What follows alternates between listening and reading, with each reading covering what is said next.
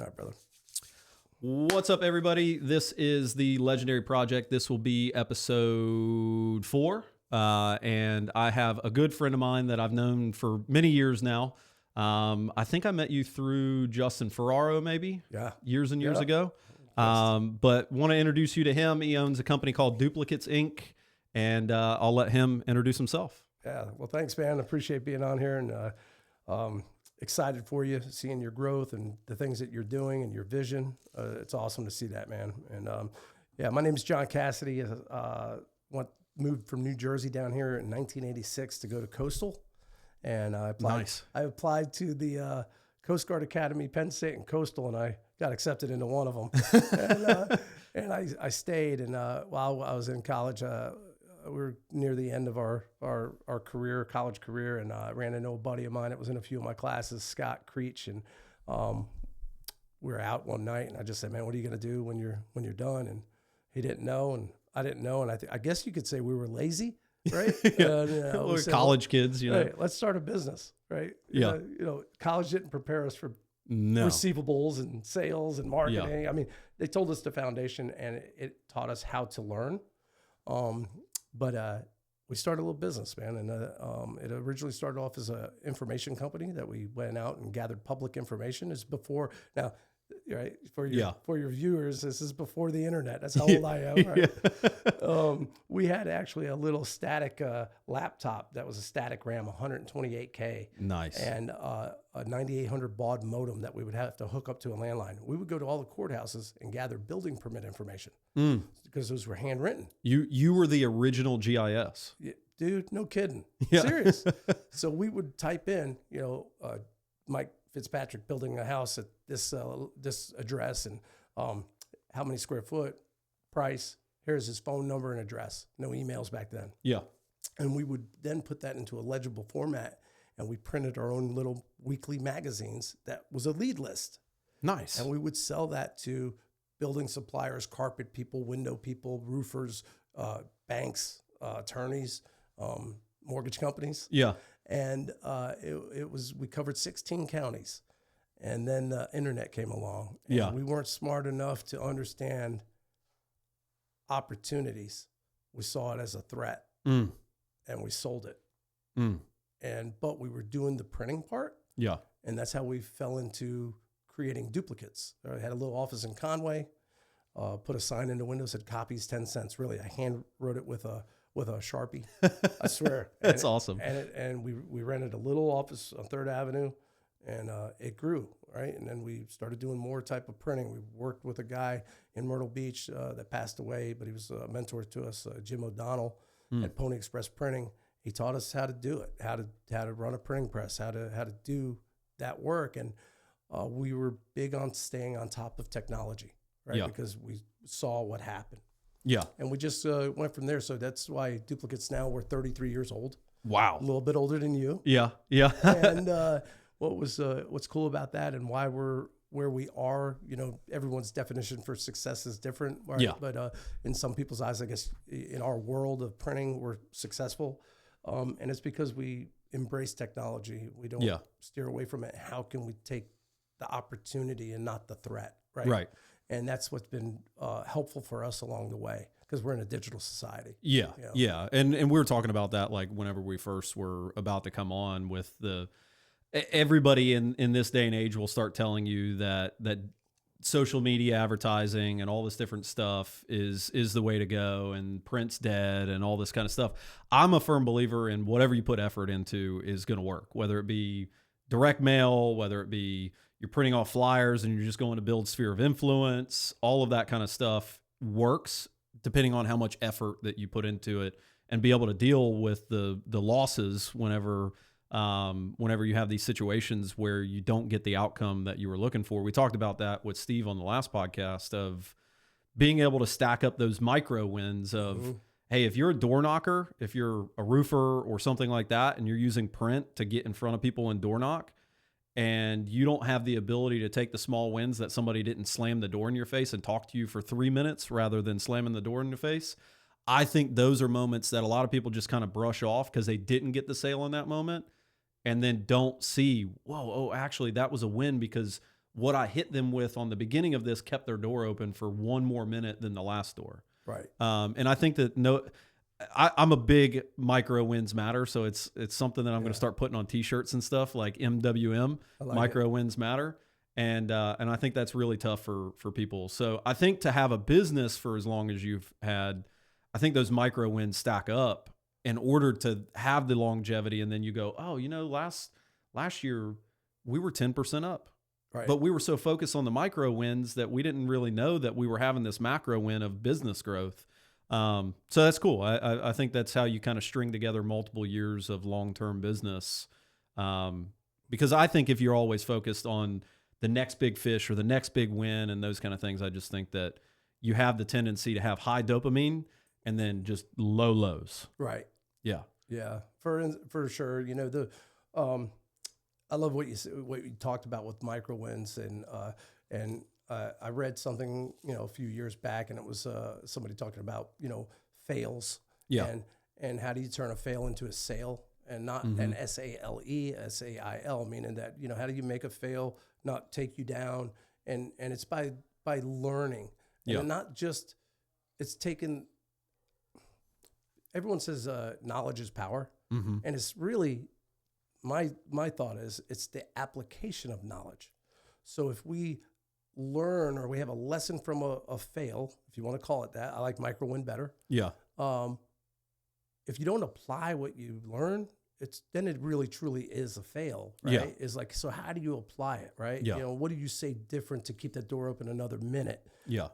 How do you quickly gain rapport with the person, because we're all so busy in today's times, is that, when we're not actually busy. Right. Yeah. Everyone thinks that they're busy today and they don't have time for that traditional, hey, I'm John from Duplicates. I'd like to talk to you about your print. Yeah. Right. That's not even our way of doing cold calls anymore. Yeah. Right. It's more solution based. Right. And that's really where we flipped it. What was great for us, a great micro win, I'll share that. And this is kind of off the cuff stuff. No, you're good. Is that I forget what year it was, but let's just say it was around 2003 or 4. And I remember it was just me and my business partner, and I think we had a customer service person, maybe one other team member. And I remember Scott saying to me, we had a couple team members, because Scott said, man, we're going to have to wrap this thing up because we can't make payroll. And, they did not learn in school about receivables and the way to collect those receivables. There's a way to do that. Yeah. And it's probably the hardest part of all of it, for sure. People owe you money. It's funny. They get mad when you ask them for it. Yeah. But we, instead of wrapping it up, we humbled ourselves. And I knew of a guy up in Charlotte. I heard of him. He didn't know me. That was successful in the printing industry. Reached out to him. He drove all the way down, told him our story. We're failing. We need help. Would you mind helping us? Like, who the heck would do that, right? Yeah. The guy did. Chris Cochran. That's awesome. Drives all the way down, interviews every employee, tells us before he gets there, have your balance sheet and profit and loss statement. And he went through it. And he said, listen, we're in a performance group of non-competing printers in the Southeast. And he goes, we can help you. You just got to listen to everything we tell you. Yeah. We were smart enough at that time to know what we were doing wasn't working. Yeah. And dude, we joined this group of 10, and we did everything they told us to do. And in 3 years, we went from the worst to the best performer. That's awesome. And it was through embracing those failures, Yeah. doing the things we were doing wrong. But our business is so equipment capital heavy. Yeah. Like, my printing press is $500,000. Yeah. Right? It's just crazy. expensive. Yeah. They would tell us if it was justified to do it. Yeah. Right. And so those hey, we need to go buy this next piece of equipment. Dude, only got us to where we are right now because we applied those lessons, and that's a hard lesson to learn in itself. Yeah.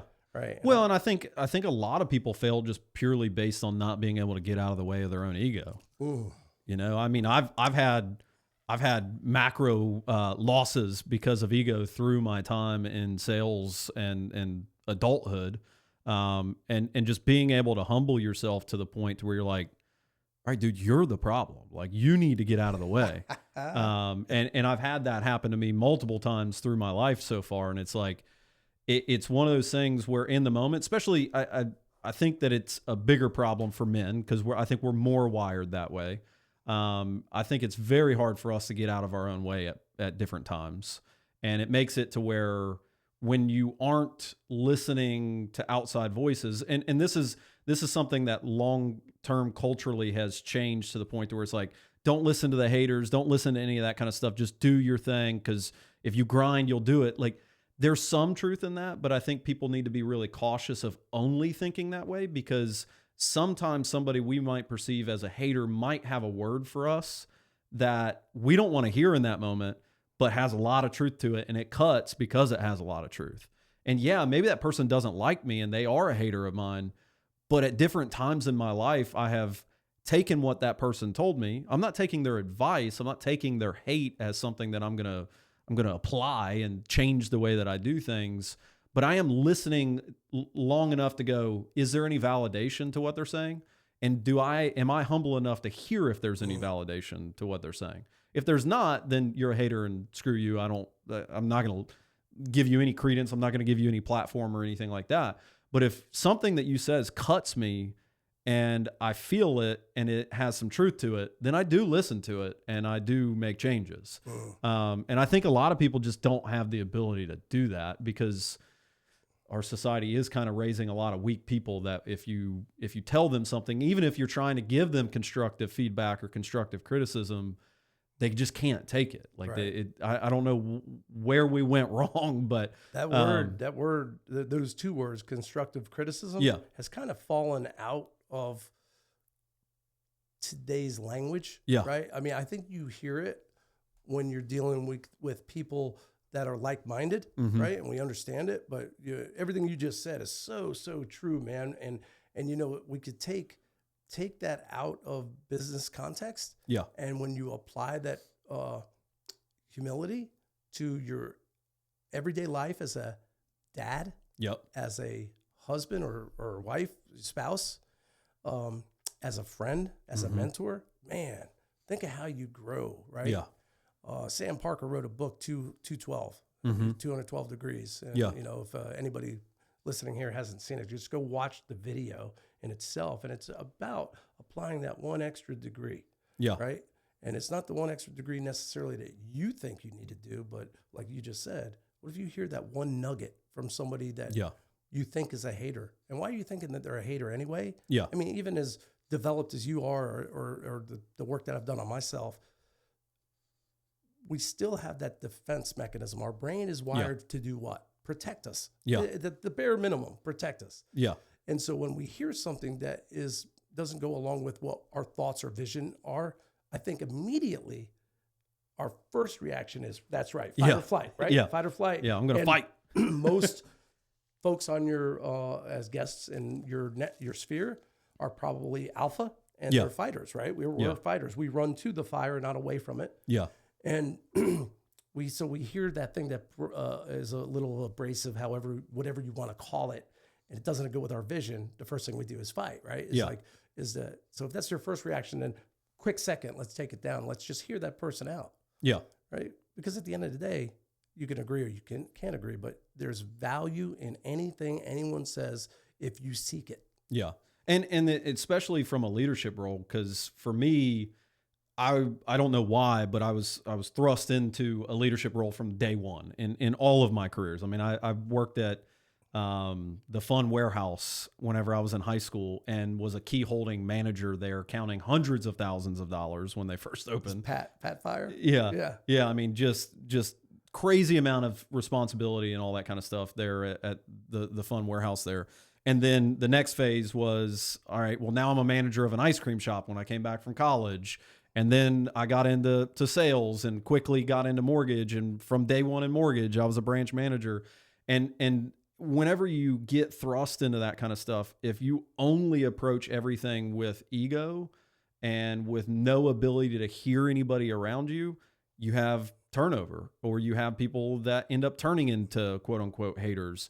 And I've had that in my life. I've had different bouts with that ego man inside of me that has led to turnover in my life. And it's been humbling moments, which has been really cool. Like I really like that I've been able to do that. but I have also been able to fight that fight or flight mentality. Like I'm still alpha. I'm still like, I'm going to come after you if you really threaten me. Like I'm going to fight, but that's not my first go-to. Like anybody around me will tell you, like I'm the least like angry person that you'll meet. Like I'll bitch and moan about different things, but you won't see me rattled. You won't see me in a crunch time situation like turn into a puddle of mud. Like Right. I'm the guy that you want to come to and be in the foxhole with you, because Sure. I'm not going to get rattled. And I think that comes from the ability to hear people out and see their side of it and go, hey, I think you're right about all 4 of these topics. You're really frustrated right now. These 4, I'm going to validate you in these 4, but I'm really going to push back on you pretty hard about this one, because you're not being factual. You're being emotional about this situation. So these 4, like 100% right. I think we need to improve on those 4 things. But this one thing that you think is the thing that you need to hang your hat on as being the worst thing ever, you need to slow down and understand that you're having an emotional response to this. Right. And being able to, number one, never get rattled with somebody in a conversation, but also be humble enough to go, yeah, we kind of sucked on these few things and we need to improve it. And here's where I feel like you need some coaching on your expectations on this last thing.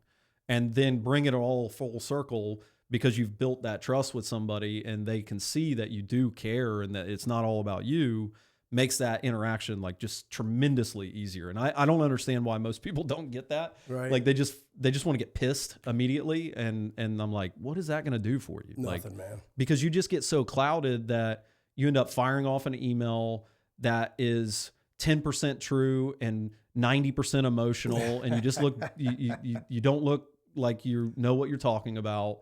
Or you post something on social media that you shouldn't post because you just can't control your emotions. Like it really is crazy, because I've dipped my toes into the politics stuff lately. And what I've seen is just people's vast inability to kind of really do deductive reasoning and get out of their own feels and look at everything from an open critical lens and go, I still don't like this, but okay, it's not as bad as I thought. Like you see that in politics all the time. And it's really interesting to see what human beings do. I love to read human beings. Yeah, so man. Sales, and you're a business owner, but you sell. Yeah. I get it. Yeah. Right. We all do. We sell everything. everybody, every person You had to watching sell this, to get your wife. Like, boom.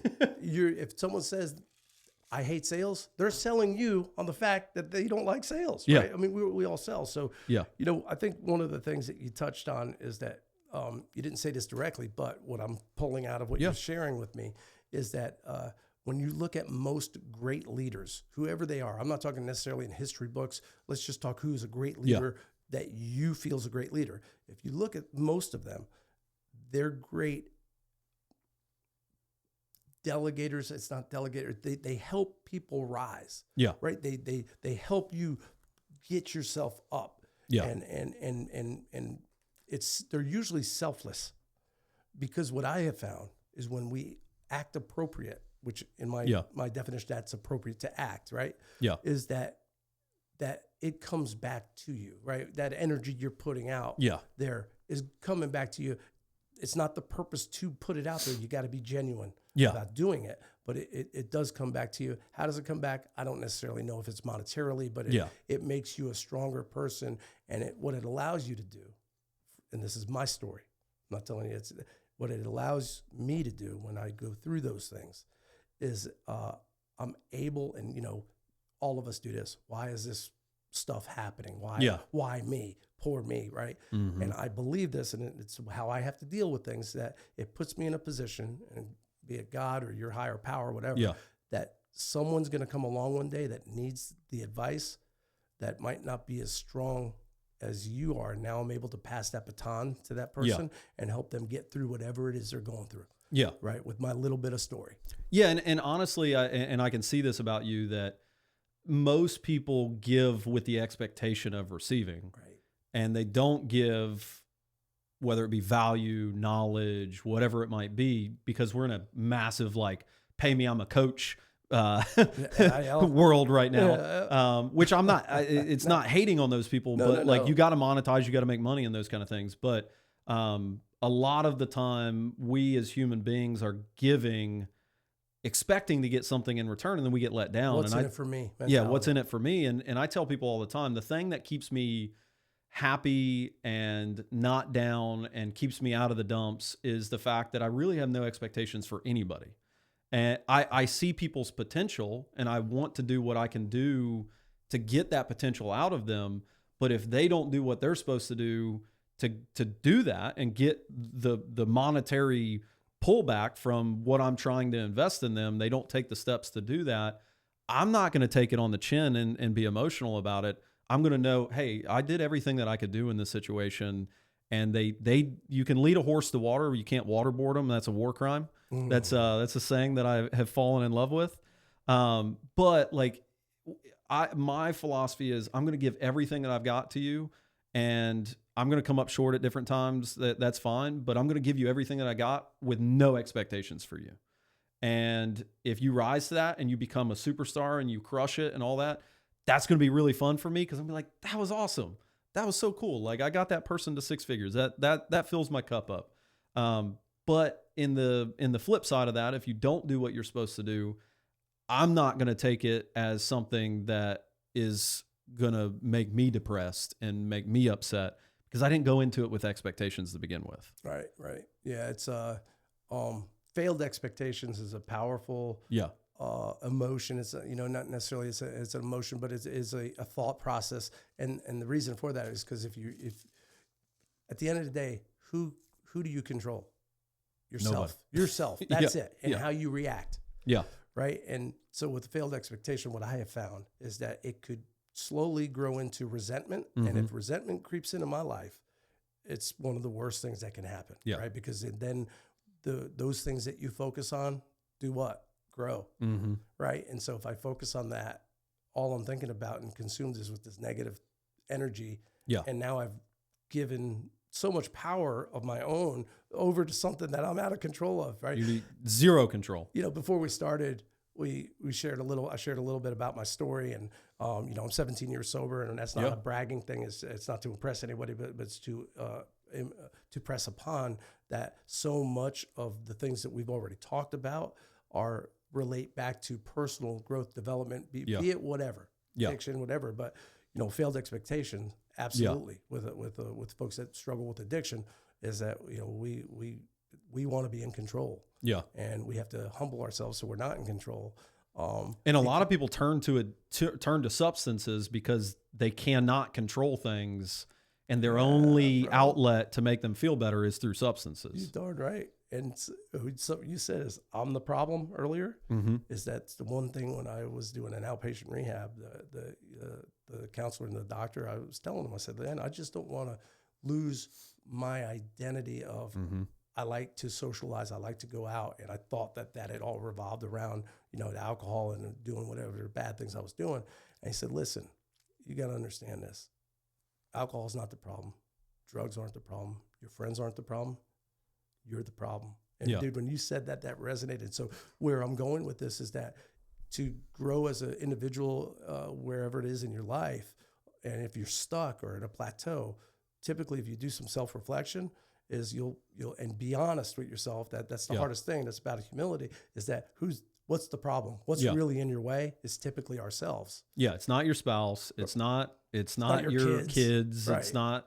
A lot of people will go to that place, especially if you're married, like especially addicts. That's the kind of first punching bag that we go to, is like, if she would just get out of my way, then I would be okay. Like, I'd be able to make more money and all this kind of stuff. And I felt at different times in my life, I felt myself giving myself that excuse of, well, we wouldn't be in this situation if I could work more, or we wouldn't be in this situation if she would just not nag me so much. And it took a long time for me to go, dude, she just wants the best for you, man. Like, what are you doing? Like, what you are the problem. Like, you got to stop it, And I think that is big if you're trying to break any sort of addiction, is like, you just got to understand that if you have somebody that's trying to get you to stop doing something, it's not because like there's something in it for them. Yeah, maybe there is, but they just want what's best for you. If they're bold enough to come to you and be like, hey, you need to make a change, man. Or, hey, babe, you need to make a change. It's not because they hate you. It's because, like, dude, you're killing yourself. Yeah, absolutely. They love you. It's tough love. And something I learned through that whole process is that we can't deny anyone of their bottom. Mm-hmm. And unfortunately, the bottom for some is ultimate bottom, right? It's death. I mean, and I shared with you, and I don't have a problem sharing at all about my story. But all 4 siblings of mine died from addiction. Mm. And so it runs in my family. Yeah. And it was funny. So, it's not funny, but losing the siblings, and my parents passed when I was younger, into my early 20s, so a year apart from cancer.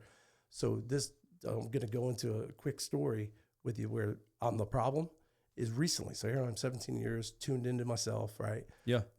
My youngest daughter, she's 25, and she's goal driven, dude. If I did anything right, I was part of helping raise the two daughters that we have. Yeah. And they're good kids. They're just good. Awesome. Thankfully, I'm not a dummy that's snowblind. Like I lived on that other side, and I know the bad things. Yeah. So my youngest now is she traveled all over the world after she graduated with her best friend. Saved her money. I didn't pay for it. Saved her money. So almost a year. Traveled everywhere you can think of. Well, she's her and her best friend are moving to Australia. And wow. So I was pissed, dude. And they saw it. I was acting out at my house. I was a dick to I was rude to everybody. I was being shitty. I was not acting a good person. And they called me on it like, Dad, what's going on? My wife, why are you going on? And I had to really think about it, right? I could not talk about her moving to Australia. I mean, she's doing it in March, dude. It's coming up. Yeah. And I told her, I said, I'm not helping you. I'm not helping you figure it out. You're going to figure it all out on your own. Thinking that she would give up. She didn't. Yeah. She figured it out. She's a part of you. And dude, I self-reflected on why after they told me, I was being a jerk, and I knew I was. I wasn't looking to drink or use, but I knew I was being a jerk, snappy. And dude, it was about loss. It's about abandonment, right? Yeah. My parents passed, my brothers and sister passed, and now I'm going to lose my little girl is how I'm looking at it. And dude, how selfish, right? How selfish was that of me? And when she came to me and goes, Dad, I got everything figured out. I got my visa. I got my certified now as a nurse in Australia. And a switch went off. Dude, I'm proud. I'm so proud of her. Yeah. I'm going to miss her. We'll, give us an opportunity to go to Australia and visit her. Yeah. But it's not resentment. Thankfully, I'm in a place where I was able to catch myself. Yeah. And figure out I was being a jerk because I was selfish, right? Yeah. And so part of those things, it doesn't, we just got to continuously work on ourselves. Yeah. And so where I was going with that to bring it back around was I was the problem. And, when things come up, typically I'm usually the problem. Yeah. Right? Yeah. No, I mean, that's true because, I think every problem that most people have in their lives, you can draw it back to an action of some sort that you yourself have done. Like you may have not fully caused that problem, but an action or a step made you walk in a direction that ultimately there's the problem, or you open a door and you're like, uh-oh, like trying to close it really fast. But ultimately, I think you said this early on of like, woe is me, like, why is this happening to me? And those kind of things. I hear that's the kind of society that we're in right now. And I hear that constantly. And honestly, there's very few people that have the ability to go, all right, well, why are all these problems happening, or what steps cause these problems to happen? Oh crap, it's me. I did this. I'm a firm believer that there's very few things that happen to people, unless they're tragic things, that happen to them just out of happenstance. Right. There's something that like you're walking down the road and a car blows a tire and hits you and you die. Like, of course, like that's something that's happenstance, but like, why were you walking down the road? So there's always some sort of cause and effect with all of these things, but just super, super bad financial things, bad issues in your marriage, personally, they come from somewhere, and they came from actions from you. Right. And you can, I mean, people can say that I'm wrong about this, but if your spouse cheats on you, it's not usually for no reason. Right. You know, there's usually a lot of things that go into that. So I think that we as a society have to get back to the place of being able to hold each other accountable. Right. And be able to be accountable to oneself, and not go, this person wronged me, I'm going to sue them, or this person wronged me and now I'm marginalized, or this, like there's all these different point blame at people type of things. And yeah, there's systematic stuff that happens and stuff that can disenfranchise certain people, and that still occurs. But for the most part, manifest destiny is within all of us. Doesn't matter what gender, color, whatever. Like, we all have the ability to manifest our own destiny. I don't really like the word manifest because I am a believer. But the reality is still true. Like, God gives us the ability to have situations placed in front of us, but he's not asking us to just wait around for him to provide. He's going to give us the ability to do something. He expects us to walk. Right. And if we don't walk, then it's on us that bad things are happening to us. Yeah. And one of the things that really drives me nuts in the religious world is like, well, I'm just going to pray and hope that everything improves. And I'm like, well, what steps are you taking after that prayer happens to improve? Well, I'm letting him work on me. I'm just going to let it happen. And I'm like, I think you've got a warped sense of like, have you opened your Bible in a while? Cause that's very, very warped. So it's just one of those things where it doesn't matter what religion you are, or it doesn't matter what you believe in. Everything has a place where accountability is within yourself. Like, our government can't hold you accountable. If I wanted to strangle you to death in this room right now, the government's not going to walk in and keep me from doing that. Will I be persecuted afterwards? Yes.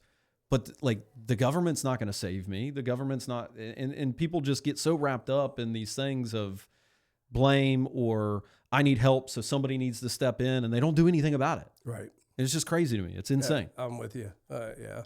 To pull this back over to where we're going, I've seen this in our industry. Very, very active in our industry. Yeah. Yeah.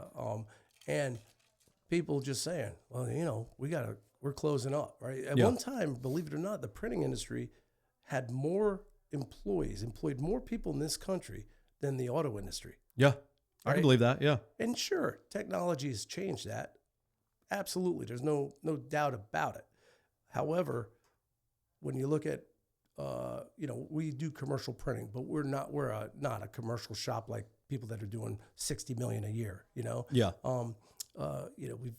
We've got a good team. We make a good living, but the where I'm going with that is that absolutely I've seen companies close up, right? Yep. Open and they just can't, their sales continuously go down.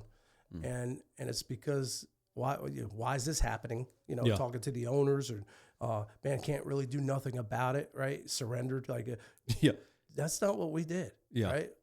Absolutely. But so we have an increase in sales. I mean, other than if there's something going on with the country, 2008, 2007, things like that, that is out of our control. All we can do is fight, cushion the landing, right? Make some changes. Here's the craziest thing. In 2008 or 7, right around there, we borrowed $2 million to build a new facility and a new printing press and some equipment because our group told us it was good. Yeah. And then whoops. And I wanted to blame them. Yeah. And it all went to hell. And actually, we looked toward them and say, listen, this is what we're looking like. Right now, we look like we're going to have 15% loss. We can't cover this new debt. Yeah. And they said, this is going to sound crazy. Go hire someone. What are you talking about? Hire a salesperson. Because if they do the minimum, if they suck, you guys only lose 5%. And at a 5% loss this year, you could survive. And damn if they weren't right. We lost 6%. Yeah. Right? That's awesome. And humble, listen to your mentors. Yeah. Don't get mad, because at first I was pissed. Yeah. You guys said to buy the printing press, right? Now here we are. So we as an industry, we tend to, either, embrace AI, embrace Facebook, embrace that stuff, or don't. Yeah. Don't will make you create your own resentment Yeah. to the ones that do, Yeah. right? And so I'm never in our industry. Yes, I listen to everybody, the different types of marketing they do, this and that, and the different types of solutions that they provide. I take that in and think, how can I make that better? What can we polish up on it? And then we try to provide a better solution, be more relevant. I don't sell printing, right? Yeah. I do, but we're more of a marketing firm that specializes in integrated print. Yeah. What does that mean, John? Right? Interactive print. I don't know. I come up with wacky terms. Yeah. and it's to get your attention, right? Because I tell you, I sell you business cards. What's your price? Yeah. I'm not a commodity. Yeah. And let me, and you could probably relate to this. Yeah.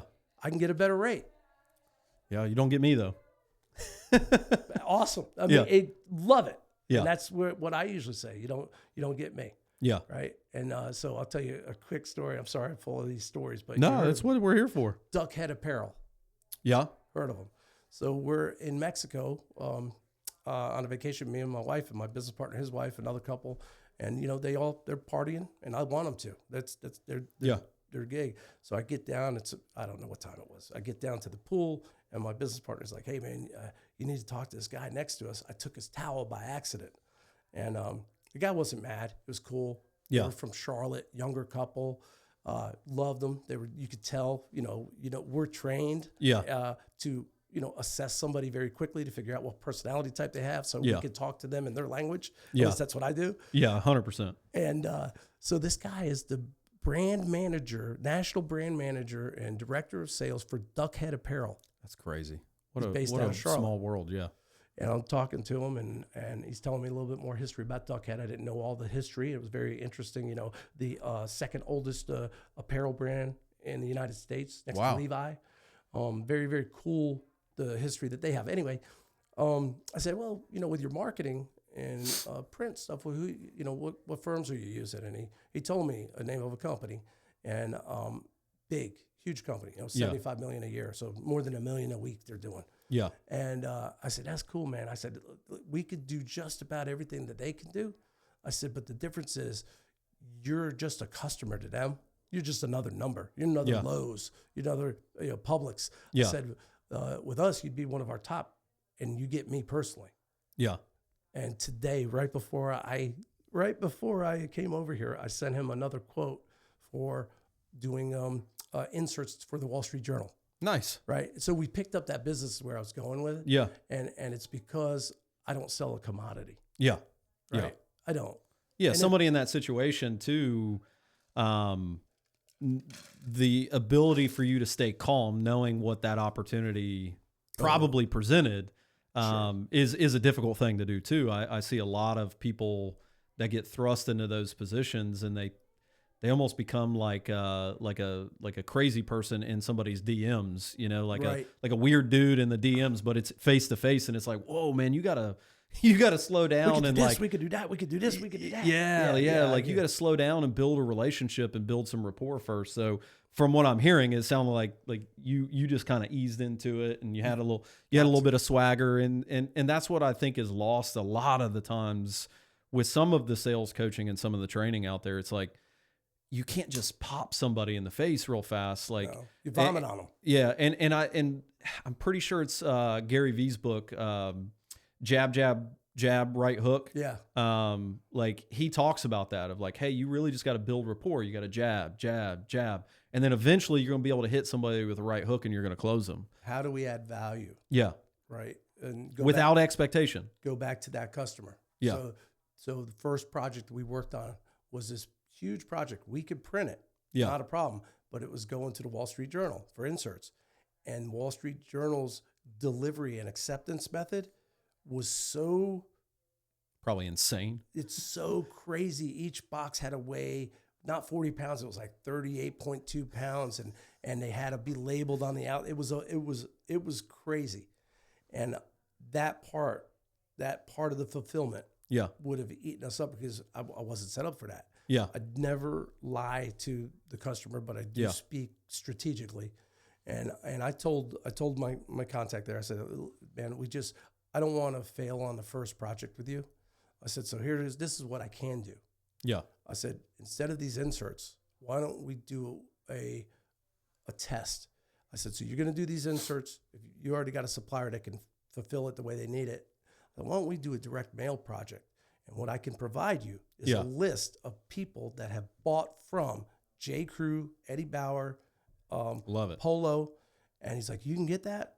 Yeah, we're in, one of the things I saw you post recently about data. Data's king. Data is king. And it's becoming bigger and bigger. Absolutely. Big data.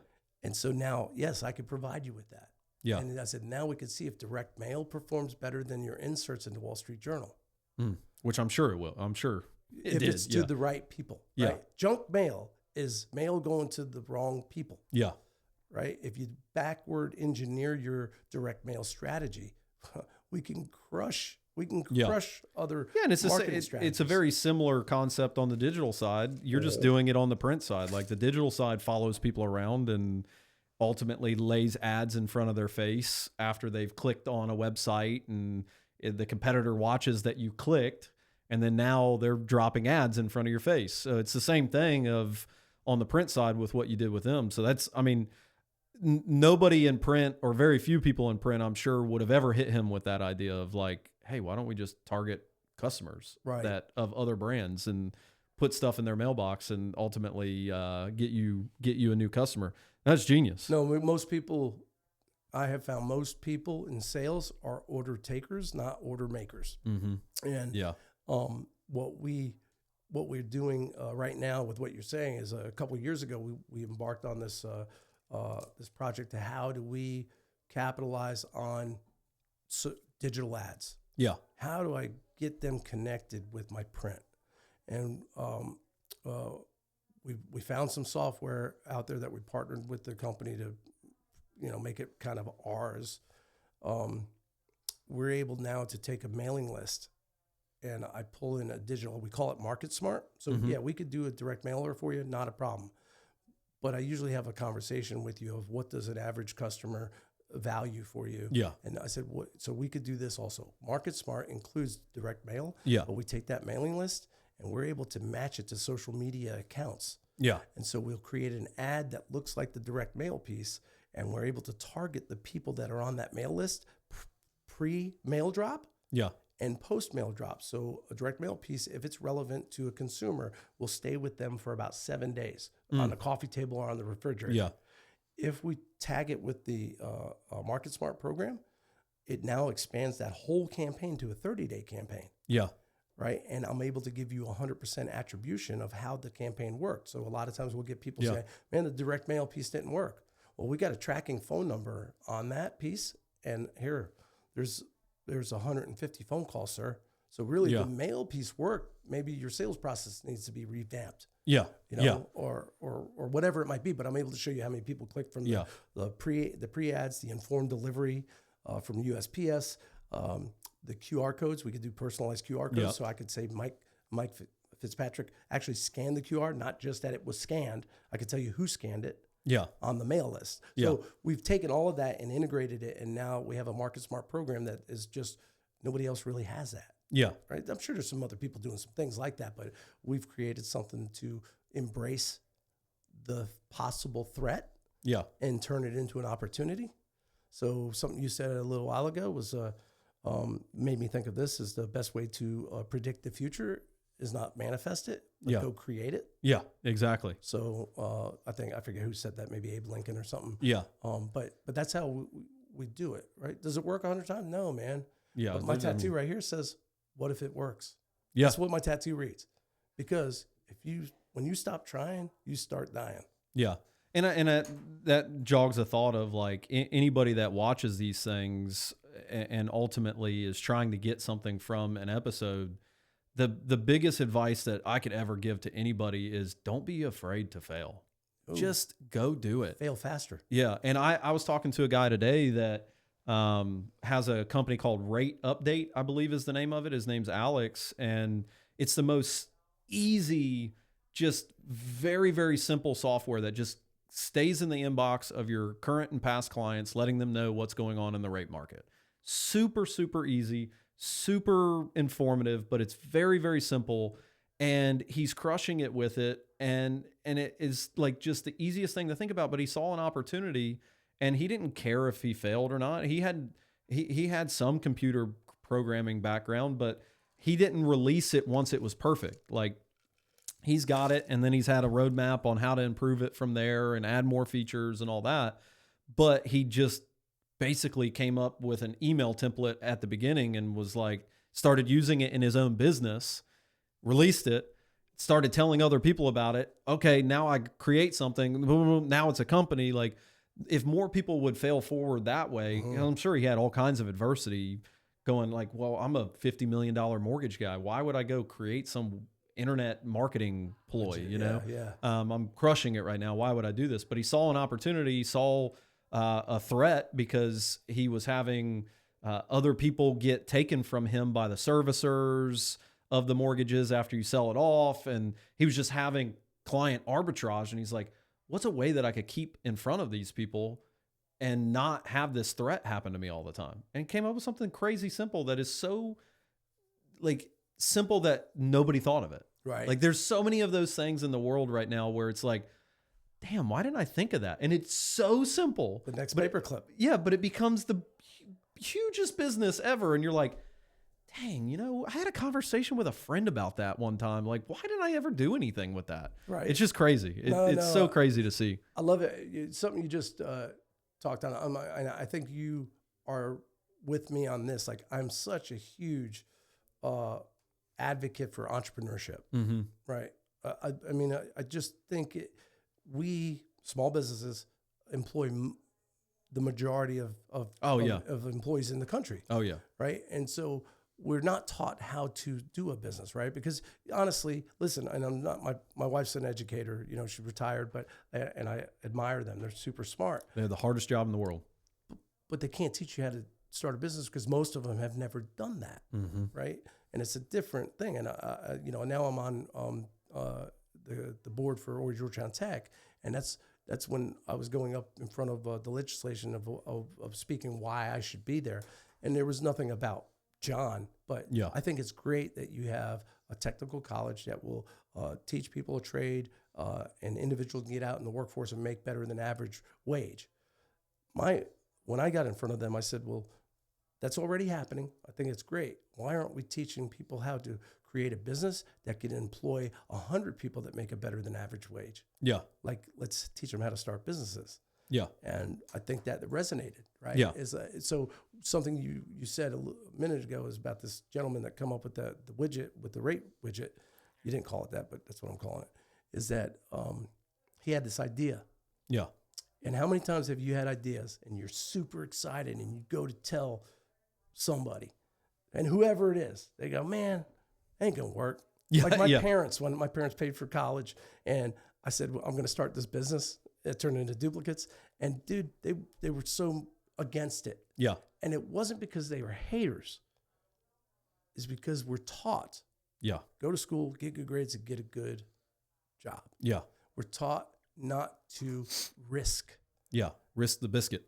Do not, that'll fail. So what? At least you swung, dude. Yeah. I mean, that's what I especially young people, you have so much time to fix it after you fail. Like, you should try to fail a lot before you turn 30 and probably 35, because fail as fast as you if you have to file bankruptcy or any of that kind of stuff in that time period, it's really not that big of a deal, because 7 years later, you're going to probably have a 700 credit score again, or maybe even 4 years later.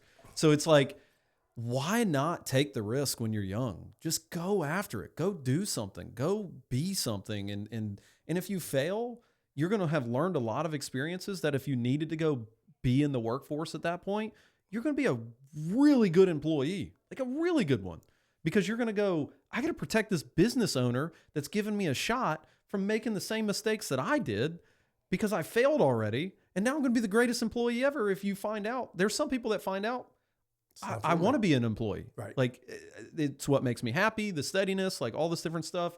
And that's 100% okay. But if you never go and try, you don't even know if you are 100% happy as an employee, in my opinion. You just think. You don't know what you don't know. And in our education system, which is a whole different topic, and that I could stay on that for a long time. I think our whole education system is so outdated right now, and is built to build employees, not built to build critical thinkers. Because back in the day, and maybe I was blessed with a string of teachers that were just fantastic. I know I was, because a lot of the teachers I had growing up, Mr. Cocott in third grade, I had a great economics teacher in high school. So I can name a few teachers that really I can pinpoint, this person taught me to critically think. Outside of my dad. My dad is an entrepreneur, serial entrepreneur my whole life, and have seen all kinds of crazy struggles and stuff with that. But like, we're not teaching our kids to critically think or have common sense. Right. And then that goes back to everything that we've been talking about, self-reflection and us having the ability to have hard conversations with ourselves. If we don't teach our kids to critically think first, they're never going to have the ability to go have a hard conversation with themselves, because they don't know that there's a problem. Right. They don't know. They don't have the ability to go and think 4 steps ahead to go, oh, yeah, that was my fault. Everybody else thinks this way. Yeah. I got to be doing it right. Yeah, well, that was my fault. So that's my stick on like the modern education system is like, it needs to be completely revamped, especially with AI and everything that's coming out with that. It needs to be revamped to be primarily focused on, let's create critical thinkers, and let's create people that question things, and let's create these. And when you see things in colleges that are labeled as liberal arts, that was the point of that back in the day. Like, now it's been perverted to something completely insane, but that was the point of it, is we are going to educate at a higher education level for people to ask the questions that need to be asked to advance society. Right. We're not doing that now. We're teaching people to ask pseudoscience questions and craziness. Yeah. But like, it's crazy to see like everything that's happened since we basically removed that piece out of the education system. Because at some point it changed. Like, oh yeah. It went from like, let's teach kids that if this happens, this is how you react to it. And math was even set up that way. It wasn't you weren't educating a kid on math to get them to solve a math problem. You were getting them to think critically about, well, when A squared is B squared equals C squared, like, there's critical thinking behind that. Now it's just, hey, here's the math problem, and I'm going to give you the calculator, the tools to solve it, and here's your education. Now, are there teachers that go further? Yes. But the vast majority of our education system is just so flawed. It's crazy. And then I think it teaches kids to kind of bring it full circle to addiction and all that kind of stuff. I think there's a lot of our education system that has taught our kids to be very dependent. And then when you become very dependent as a human being, it's very easy to fall into addiction. Oh yeah. Because there's nobody teaching you how to break that dependency. So it could be dependent on a bell telling you when you leave school, an alarm telling you when you need to wake up, like all these weird things. Like, my brain goes to weird places, but these weird things that get somebody dependent on something to be able to function ends up making it very easy for them to get dependent on substances and all this different stuff. Or assistance. And it's one of those things for me where I don't need an alarm to wake up. I've never got dependent on an alarm to wake up. I knew whenever school was about to be over because I had a watch and I was dependent on myself. I didn't need a bell to tell me whenever I was going to leave school. So it's again, that getting to that place where we get them to critically think to the point to where now they have an entrepreneurial mindset and not a factory worker mindset. There's nothing wrong with that, but the vast majority of people aren't going to work in a factory anymore. Right. It's just not going to happen. We're going to have to teach them to critically think, because they're probably going to be an AI engineer or a technology expert that fixes the AI when it makes mistakes and fixes machines that make mistakes in production, because we're not building our cars anymore. There's going to have to be people that work on the robots that are building the cars that are also robots, So like there's all these different opportunities, like we've been talking about, that a lot of people see as threats. Like, you have the truck drivers that are worried about Tesla taking over truck driving and all these different things, but then they do nothing about it. Right. And then they find themselves, there's no truck drivers anymore, which will end up happening probably eventually. And then those same people are going to go, the government needs to take care of me because I don't have my truck driving job anymore. when they had 30 years to figure out how to do something different. Right? So it's just crazy. No, you're dead on, and I agree with you. You know, Yeah. Some going to agree that are watching this, some are going to disagree. But Yeah. you know, if you think about what we started off talking about, look at it as a different point of view. Yeah. Right. Perspective. 100%. You know, that bird's eye view of looking at from both sides, Yeah. all four sides, whatever, is so critical. Right. Yeah. To go back to critical thinking, I smiled when you started saying that, is because I, not knowing it intentionally, but when I told my daughter to figure it out on her own, I made her do what? Critically think about How the she- situation. Yeah. How she wants to get to her goal, right? Yeah. Her goal to move and, you know, just experience a different thing in another country. Awesome. Go Yeah. figure it out. Now, I didn't do it. My intention was being more selfish, Yeah. but ultimately it was a good decision because she figured it out. Yeah. Right. And so that'll take me to like the kind of wrap up period of I do want to touch on the parenting aspect of our society right now.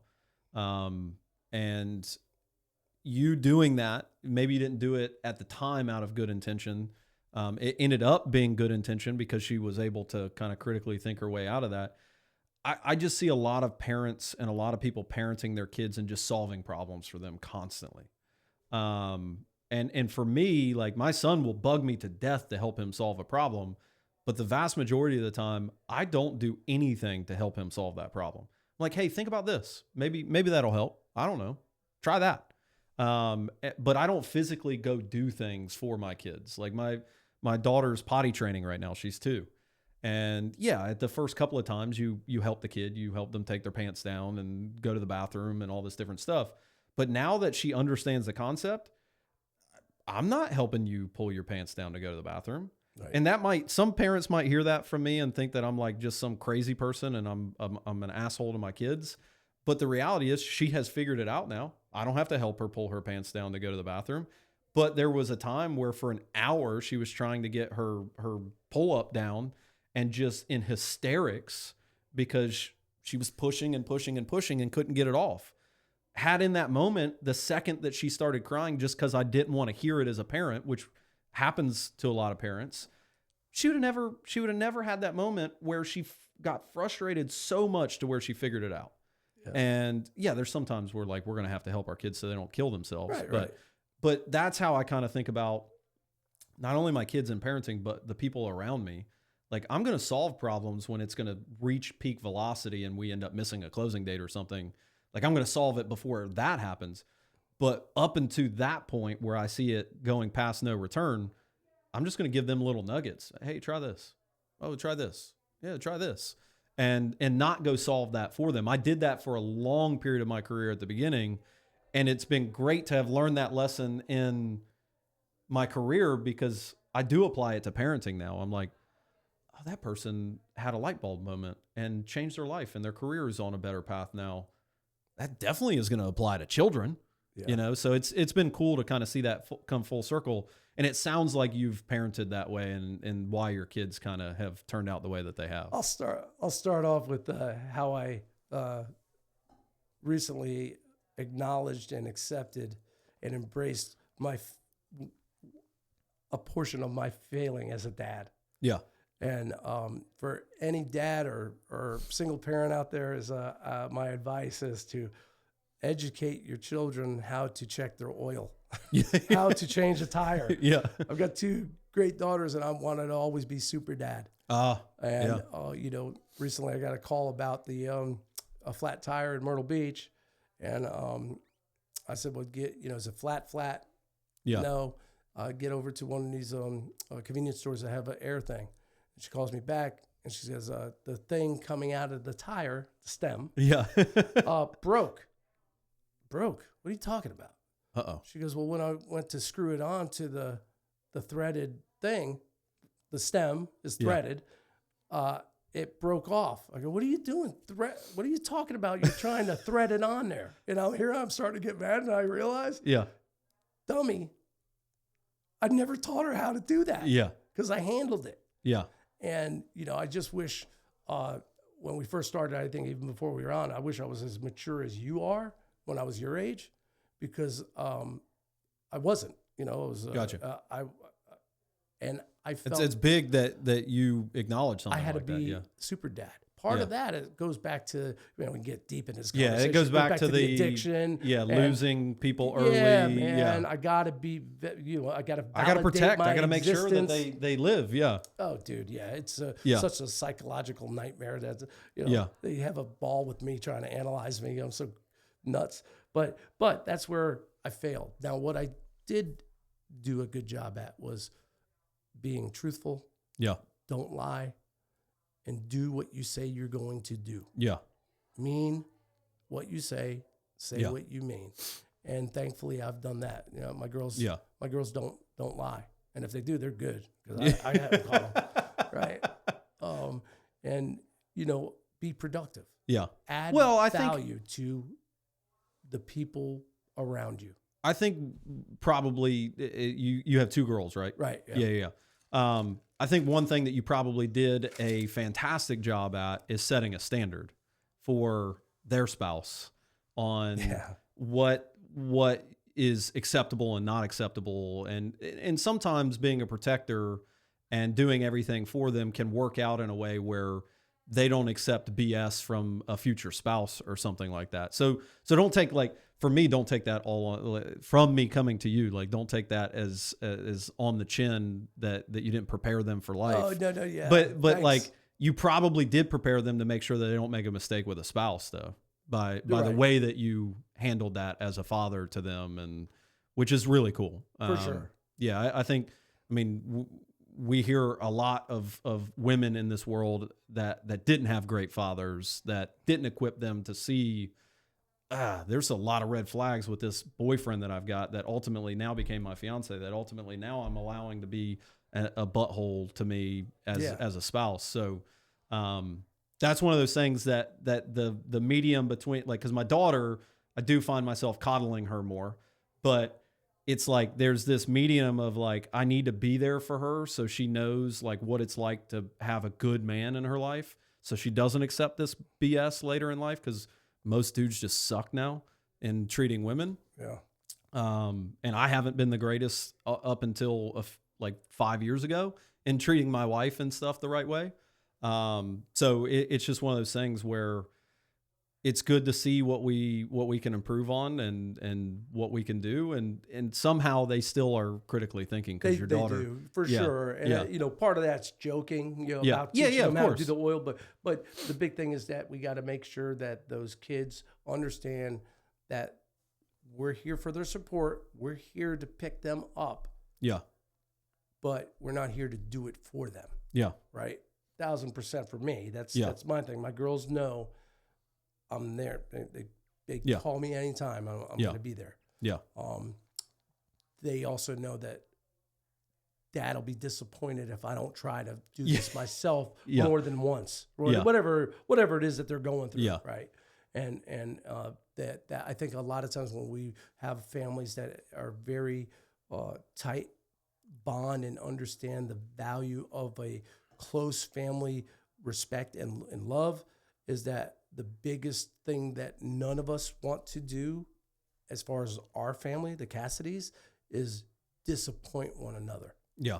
Right. And disappointment, that's a big thing, right? I mean, a lot of people say that term loosely, but think about, think forward, you're a visionary. Think forward now 15, 20 years when your children are older and getting ready to go on their own.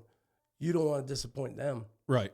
And they will respectfully and mutually not want to disappoint mom and dad. Yeah. And I think that's powerful. Yeah. And you said something that just rang out in my head, because it's something that I do a lot. The Cassidys. Right. So business and family, I think a lot of people lose the ability to have brand pride.